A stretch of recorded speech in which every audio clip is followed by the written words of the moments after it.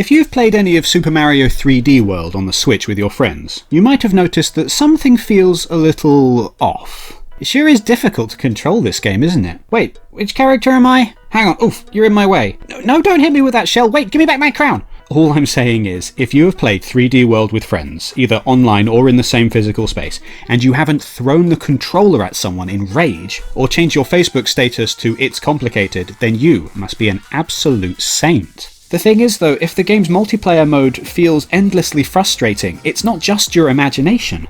It's supposed to be that way. Nintendo's developers have publicly stated that they wanted this game to be, quote, a complicated psychological battle. In an Iwata Asks interview from all the way back in 2013, then president of Nintendo, Satoru Iwata, spoke with Mario 3D World director Kenta Motakura about how the game actively pushes players to fight amongst themselves. The interview went as follows. Iwata, cooperation and mutual interference mix within the same stage. That's the model for all kinds of multiplayer gameplay. Motakura, Super Mario 3D World's multiplayer mode has gameplay somewhat similar to that. When you clear a course, the player who came in first receives a crown. A player who reaches the goal on the next course while wearing the crown gets a bonus. Iwata, so a battle breaks out over that crown. Motakura, that's right, you can do a ground pound and nab it, or get in each other's way. But when the number of remaining players drops, all of a sudden you start cooperating. Apparently, the little button you can press to randomize each player's character is part of this dastardly scheme. Anyone can, at any point, mess things up so that nobody knows what's going on. The interview continues. Motakura, a secondary element is that it isn't easy to tell who is which character, which is useful when you pull dirty stunts on someone. Ha ha ha. Iwata. Ha ha ha ha ha. I bet that really brings out one's personality, the choice between cooperating with everyone or getting in their way. Is anyone else getting the sense that the developers at Nintendo are a sadistic lot, actively trying to make players hate each other by programming in gameplay features designed to start arguments? Of course, they also claim that they intended the whole experience to be fun without being too competitive. But let's be fair here, nobody was ever going to outright state we wanted to raise the divorce rate amongst our players. Said Motakura, when we were testing multiplayer gameplay, I couldn't help but say, Hayashida-san, this is like Mario Bros. And it literally is. This is a particularly interesting observation, because the original Mario Bros. Multiplayer gameplay is kind of the worst. The premise of Mario Bros. Is simple. There's some turtles in your plumbing and you don't want them there. You have to sneak up on these hapless creatures while they're minding their own business, bop them on the bums, and then kick them off the screen. And because it's a multiplayer game, you can work together with a friend to clear levels faster. Or you can beat each other senseless. You can send turtles raining down on your partner. You can steal all their kills and claim some kind of superior victory as you become the undisputed biggest jerk in the arcade. No, the game doesn't specifically tell you to play this way. Essentially, it just hands you a loaded weapon and leaves you to do what comes naturally. This is the kind of gameplay that co-op cooking simulator Overcooked developer Phil Duncan describes as first to fun. The idea of having players ostensibly work together, but in practice the game is put together in such a way that players will argue with each other and race to get all the good items. Duncan has said that when developing Overcooked, the goal was basically to do the exact opposite of this. He said, we played a lot of cooperative games, and a lot of them fell foul of what we're starting to call first to fun. That is, when you and your teammates start to race against each other to be the first to kill the next enemy or pick up items, etc. We wanted to make a game where it didn't matter how good you were on your own, it was all about how well you worked within a team.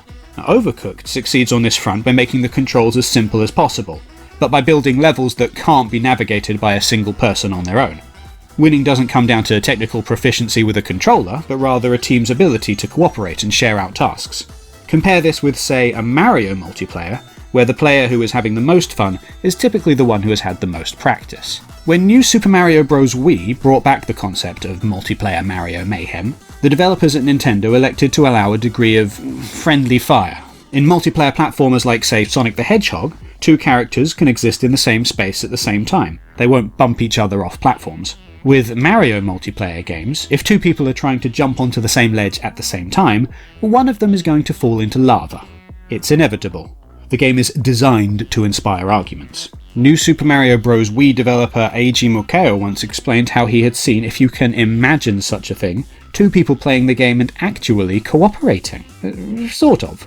He said, during New Year's break I had the chance to see my brother and his wife in our hometown. He used to play video games, but now that he's married he hasn't played them very much. But he said he bought New Super Mario Bros. Wii and he plays it together with his wife. It seems his wife isn't very good at video games. She said it's a little difficult. When I asked them about it, they said that when they reach a difficult part, they clear it by him carrying her on his shoulders as he runs forward.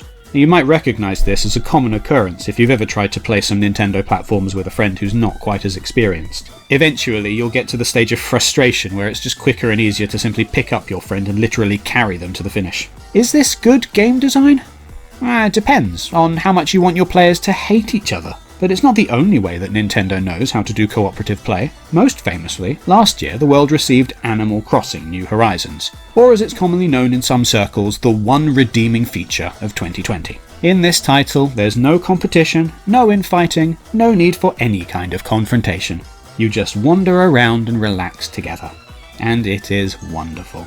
Now, this apparently is not the kind of experience that Nintendo wants for Super Mario multiplayer games. Super Mario 3D World is all about pushing friends and family members to the brink of arguments, even though all they're actually doing is playing a game where you dress up like a cat and collect coins. Is this fun? Yes, as long as you either have the patience of a saint or the competitive fire of a heartless monster. There is though one quick and easy way to avoid all the drama. To avoid infighting and bickering and arguments over who gets to use the Tanuki suit. If you're really not looking for yet another reason to deal with your petty roommates during lockdown, you can just play Bowser's Fury instead. I personally think it's pretty telling that in 2021 Nintendo gives the world an AI companion in the form of Bowser Jr., who will never get mad at you no matter how many times you screw up. For DualShockers, I'm Matthew Lofhagen, thank you very much for watching. Now, if you've been playing Mario 3D World, you're probably a big fan of grabbing cat bells. Well, I've got a nice little treat for you. If you tap the subscribe button, a little bell will appear, and you can click on it. Go on, it's fun, and it might turn you into a cat.